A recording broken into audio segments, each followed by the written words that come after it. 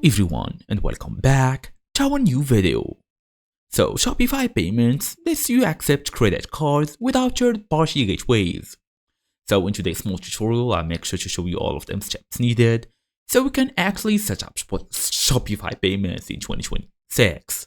Fast and easy as usual. Let's get started. Well, first we have to log in through the Shopify.com website.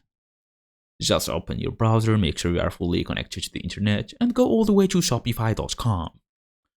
Now, you should be able to see a payment provider here where you first basically open this page. You're gonna go and look for Activate.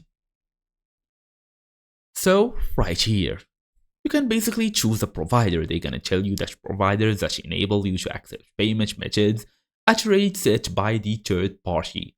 An additional fee will apply to new orders once you select a plan. So right now you want to activate your Shopify payments by completing your account setup under the Shopify payments here. You can also add PayPal if you want to. You can add a payment method, add a manual payment method. Also, it depends on you basically. Just fill in business info, tax details, and even bank account.